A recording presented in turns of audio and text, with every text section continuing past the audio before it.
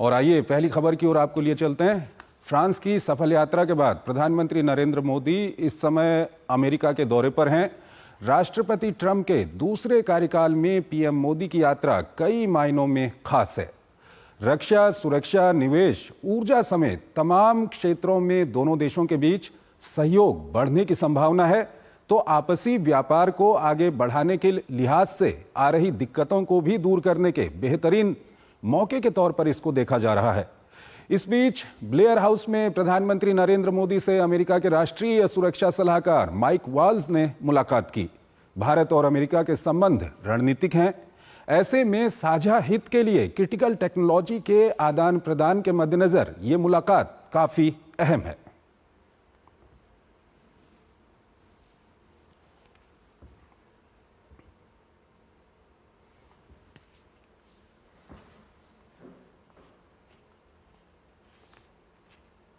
और आइए अब अगली खबर की ओर चलते हैं। अमेरिका के राष्ट्रपति डोनाल्ड ट्रंप के द्वारा रूसी राष्ट्रपति व्लादिमीर पुतिन और यूक्रेन के राष्ट्रपति ज़ेलेंस्की से फोन पर बात करने के बाद रूस यूक्रेन युद्ध को लेकर अंतर्राष्ट्रीय राजनीति गर्मा गई है।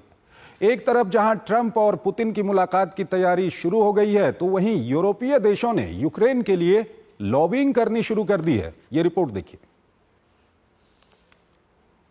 अमेरिकी राष्ट्रपति डोनाल्ड ट्रंप के एक फोन कॉल से यूक्रेन रूस जंग को लेकर अंतर्राष्ट्रीय राजनीति गर्मा गई है। रूसी राष्ट्रपति व्लादिमीर पुतिन से बातचीत की पुष्टि से यूक्रेन के सहयोगी देशों में हड़कंप मच गया है। दरअसल बुधवार को ट्रंप ने बताया था कि पुतिन के साथ हुई बातचीत में युद्ध विराम के लिए बातचीत शुरू करने पर सहमति बन गई है। ट्रंप का यह बयान ऐसे समय में आया है कि जब नाटो देशों के रक्षा मंत्रियों की ब्रसेल्स में बैठक चल रही थी। पहले से यूक्रेन पर ट्रंप की नीतियों को लेकर आशंकित यूरोपीय देशों ने इसके लिए ट्रंप को दो टूक संदेश दे दिया है।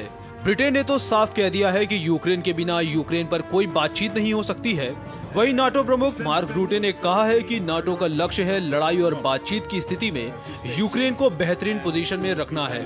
उन्होंने कहा कि नाटो चाहता है कि किसी भी बातचीत का नतीजा स्थायी और मजबूत हो, ताकि पुतिन फिर कभी यूक्रेन की जमीन पर कब्जा करने की कोशिश न करें। बैठक में यूक्रेन के रक्षा मंत्री रुस्तम उमेरोव ने नाटो का आभार जताते हुए कहा कि अमेरिका समेत रक्षा गठबंधन के तमाम सदस्य यूक्रेन की इस लड़ाई में साथ खड़े हैं। यूक्रेन के राष्ट्रपति ज़ेलेंस्की ने भी बुधवार को बताया था कि राष्ट्रपति ट्रंप ने शांति वार्ता के मुद्दे पर उनसे बात की थी। ट्रंप के इस रुख से यूक्रेन के लोगों में काफी निराशा दिखाई दे रही है। इस पूरी घटना को यूक्रेनी सैनिकों के साथ धोखा बताया जा रहा है। हालांकि अमेरिका के रक्षा मंत्री ने इन आरोपों को खारिज कर दिया है। पीट हेग्सेथ ने कहा कि अमेरिका यूक्रेन को सबसे अधिक सहायता देने वाला देश है। उन्होंने कहा कि यह सिर्फ ट्रंप हैं जो दुनिया में शांति स्थापित करने के लिए देशों को एक साथ ला सकते हैं। एक दिन पहले उन्होंने यूक्रेन की 2014 की सीमाओं में वापसी को असंभव बताते हुए कहा था कि यूक्रेन को नाटो की सदस्यता दिया जाना अव्यवहारिक है। वहीं रूस ने ट्रंप के कदम का स्वागत जरूर किया, लेकिन साथ ही तंज का बाढ़ भी चलाया है कि उन्हें सच्चाई समझ में आ गई है कि यूक्रेन कभी युद्ध नहीं जीत सकता है।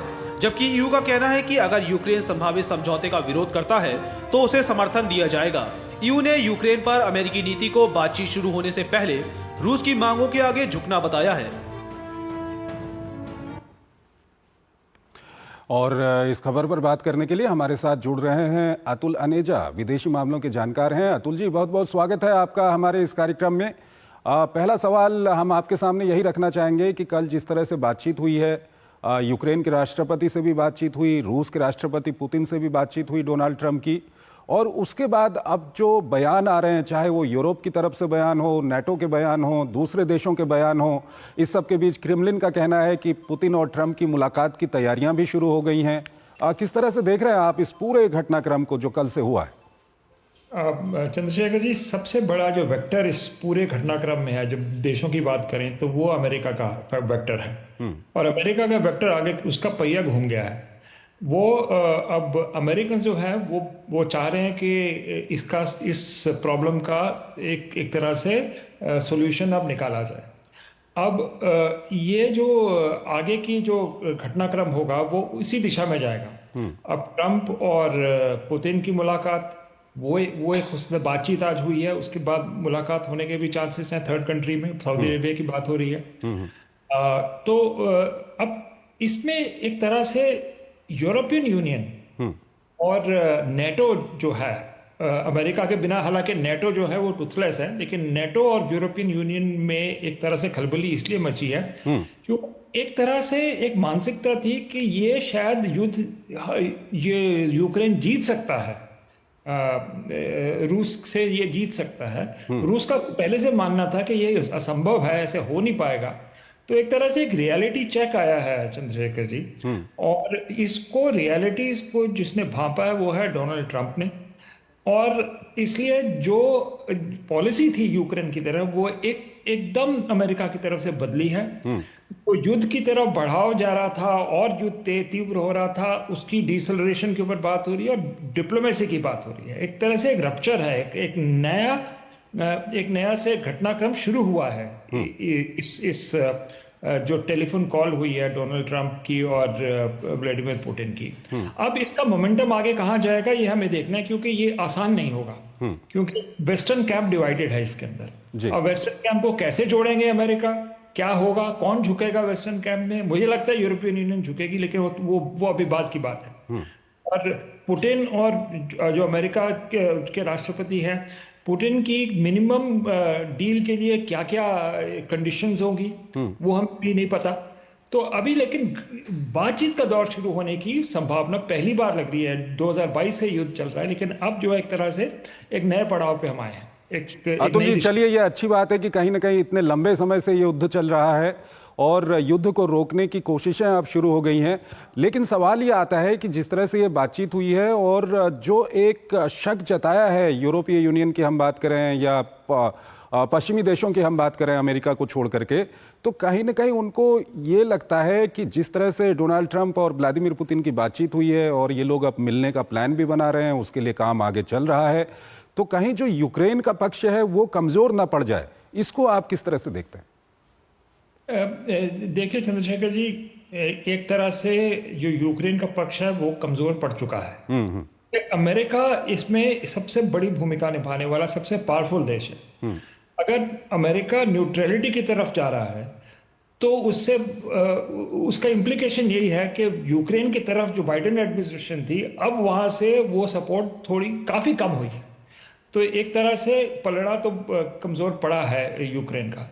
दूसरी बात चंद्रशेखर जी ये है कि वेस्टर्न कैंप में एक तरह से बहुत बड़ी दरार आई है डोनाल्ड ट्रंप के आने से, क्योंकि डोनाल्ड ट्रंप कह रहे हैं कि यूरोपियन यूनियन और एक तरह से वो चाह रहे हैं कि इंडिविजुअल कंट्री से बातचीत हो, ये कि एक ग्रुपिंग की से इतना वो प्रभावित नहीं है, बल्कि यूनाइटेड नेशंस, नेटो, इन सब के ऊपर एक नई विचारधारा से डोनाल्ड ट्रंप आ रहे हैं। तो एक तरह से जो यूरोपियंस हैं इस वक्त काफी एक तरह से बहुत ही वहां पर टेंशन बढ़ गई है कि आगे उनका क्या होगा। टैरिफ्स लगाने वाले हैं ट्रंप यूरोपियन यूनियन के ऊपर, उसकी भी बात हो रही है।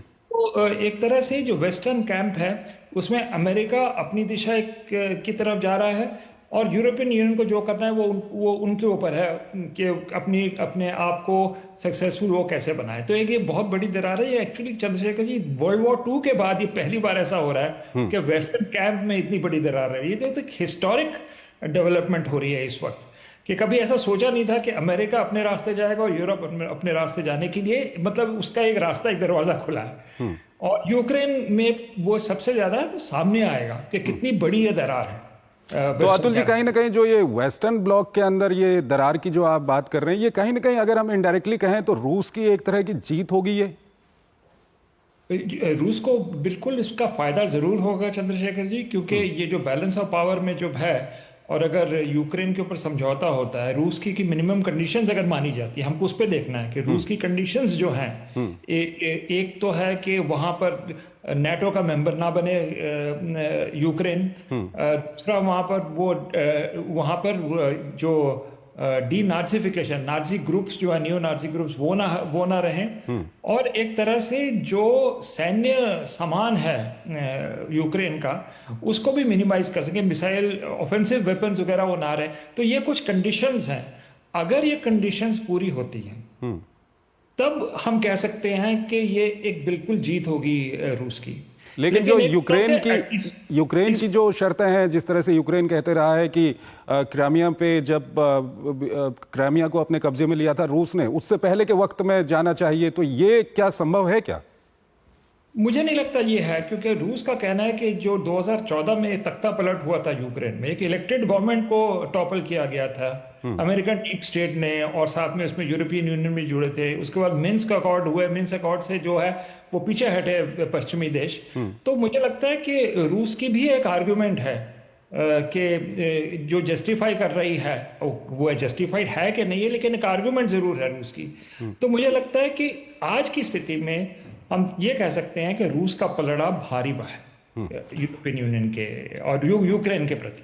ठीक है अतुल जी, अंतिम सवाल संक्षेप में बताइएगा। जो हमारे दर्शकों के दिमाग में इस वक्त आ रहा होगा वो ये आ रहा होगा कि चलिए कहीं ना कहीं एक अच्छी बात है, बातचीत शुरू हो रही है, कितना वक्त लग सकता है इसमें?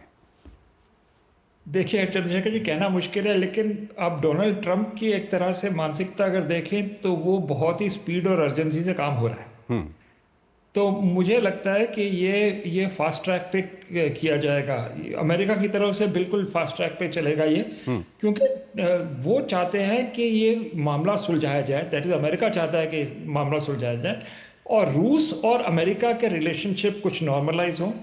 उससे क्या होगा, अगर हम पूरे विश्व की स्थिति में देखें तो आपका प्रेशर जो है चीन के ऊपर ज्यादा पड़ सकता है। अगर चीन और रूस के बीच में यूक्रेन की अगर सुलझने के बाद आपसी संबंध में थोड़ी नरमी आए या कमजोर पड़े तो उसमें अमेरिका का फायदा। सवाल ये आता है कि अमेरिका को कहीं ना कहीं चिंता है क्या कि रूस और चीन के बीच में संबंध काफी मजबूत हो चुके हैं और ये और मजबूत हो सकते हैं?